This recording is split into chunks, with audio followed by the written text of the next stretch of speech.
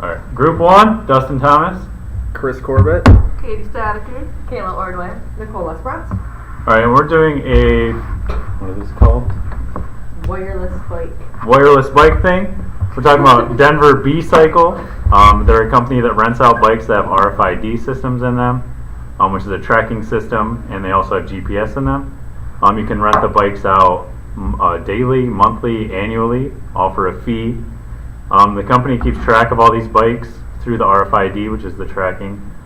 And through this, they can track routes, where the bikes are, make sure they're not stolen or abused or anything, and they keep track of the consumer through use of credit card and how they pay for the bicycle.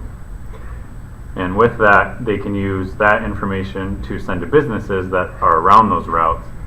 And with that information, the business can advertise to those people that are frequent users, send them coupons and stuff to try to encourage the consumer to visit their location along the routes.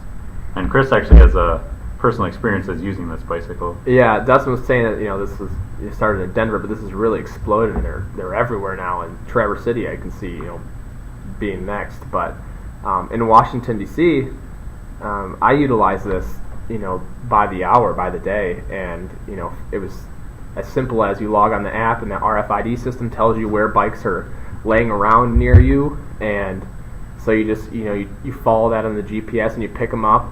And you pay on your phone, and it tells you your code to unlock the bike, and you type it in, and it's $1 for a couple hours or something.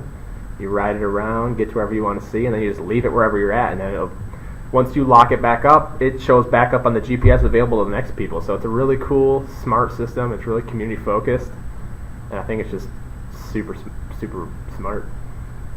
As Chris described, the advantages of these wireless networks that this company provided, they were talking about, it provides daily, weekly, or annual rentals. You can do all this from an iPhone app that's super convenient to get onto. It allows you to unlock and lock your bikes, put them in place. You know where there's available bikes. If you're looking to go to a certain area, you can check and see if there's available bikes there. You can also know where the drop-off docks are, so you are available to do that too. You can just wirelessly from your phone unlock the bike. It'll give you a green code and let you do that, or drop it back off and lock it back up before you're done. So these wireless networks, it makes it super convenient for the user, and anyone can actually use it if they have a smartphone or any kind of wireless device, actually. Right, yeah. Yeah, so there's lots of advantages, but there's also a couple of challenges that come along with it too. One of the first ones that came to mind when I was thinking about it was if a hacker got into the system, then they would have access to anybody who has used the wireless bikes, all their information, and then there's all the challenges that come along with that afterward. It gets kind of messy. And then another one of the challenges is if the system crashes and people can't actually take out the bikes, or they already have the bike out and they try to bring it back and the system's like, no, sorry. Right, yeah. Like, we're not going to do that. And then it's like, what do I do? Do I just leave it here? Do they think I stole the bike? I don't know. Yeah. I think anytime there's financial data involved, there's always that fear, but especially too, I'd be more worried about the location. I mean, anytime location services is involved, then that's when I feel the fear of hackers following me or whatever. Right. Yeah.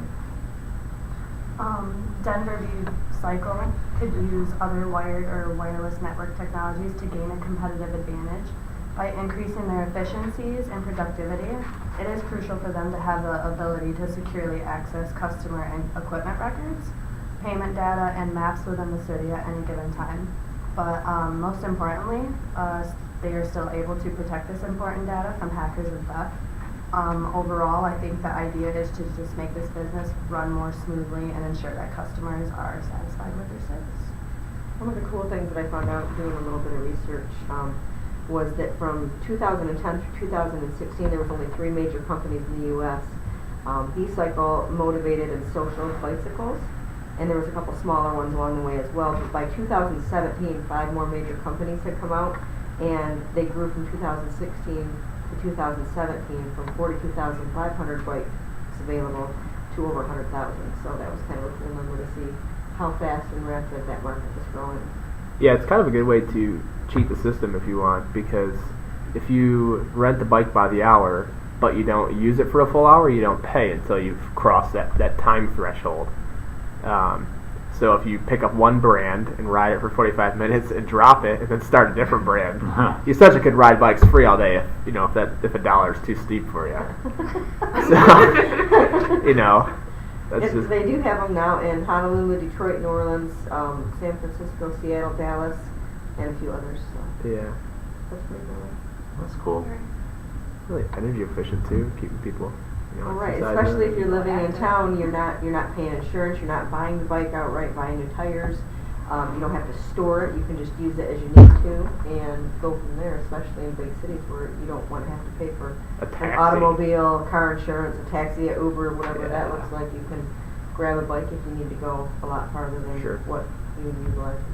So we would like you guys to go check out this YouTube clip. It gives you a little more information, a little more detail about what B-Cycles started and what keeps continuing to grow as time goes on, and get some more information on it.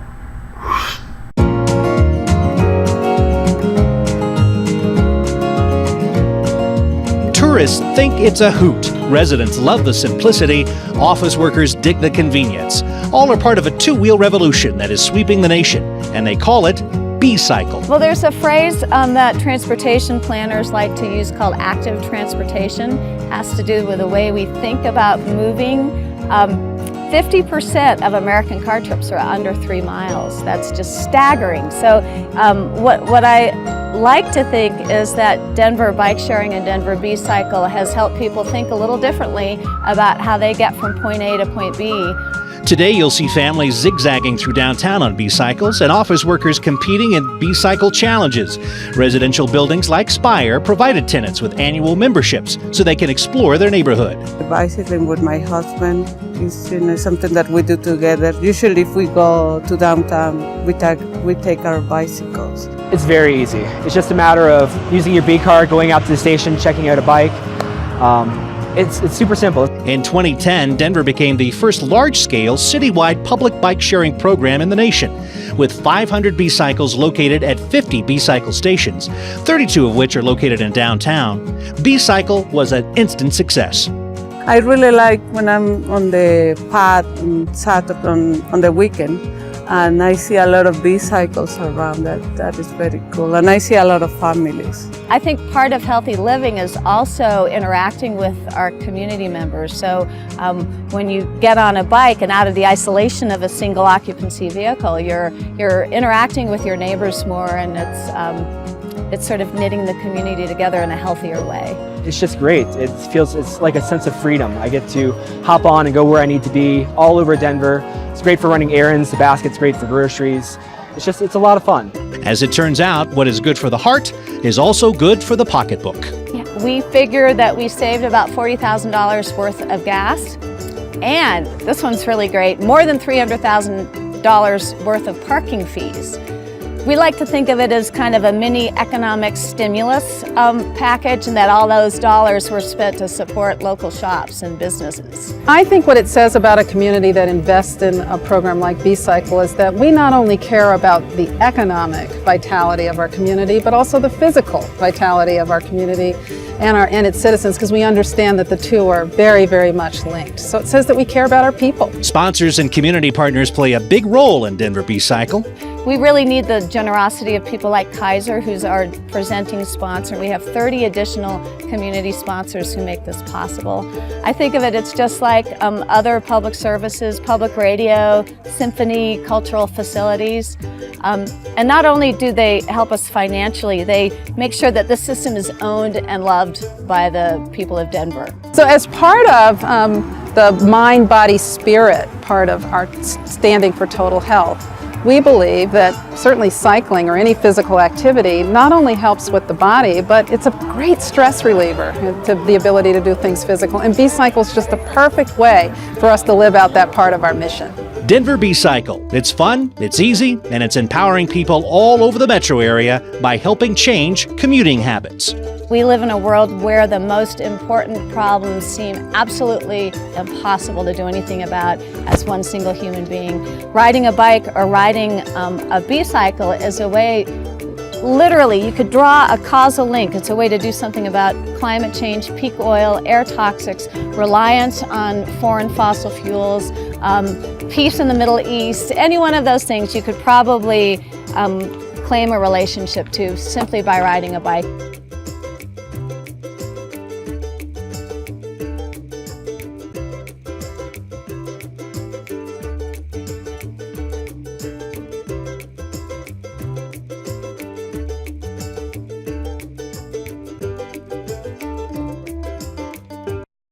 Based on where the B-cycle stations are right now, do you guys see this business coming to smaller cities such as Traverse City?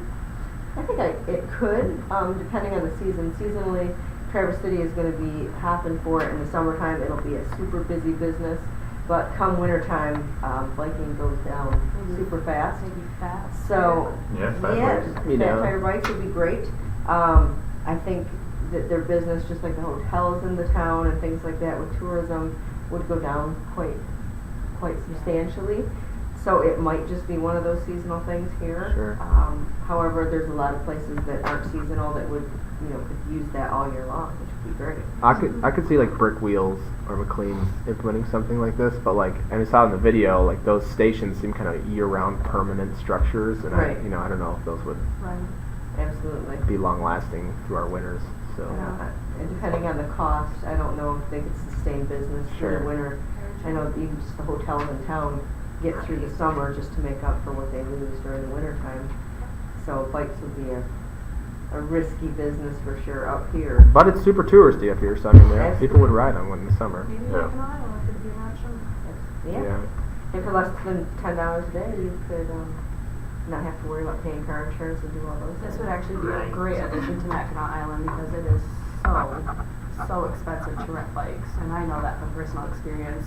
You have to pay between $50 to $100 a day for a bike on Mackinac Island. But Really? that's how they make tons of their money I too. didn't- Yeah, so- so I don't if you were understand to that add much. something like this to Mackinac, oh my goodness, it would probably be booming, but not obviously Boom. And in then the it would be winter. seasonally too, because then they shut down completely. Exactly. So, Just for yeah, the season. there would be definitely risks involved with seasonal areas like ours, but I think for places that are warmer and especially larger cities, I think it would be a good risk to take, honestly. Mm. This is Group 1 signing off. Hey.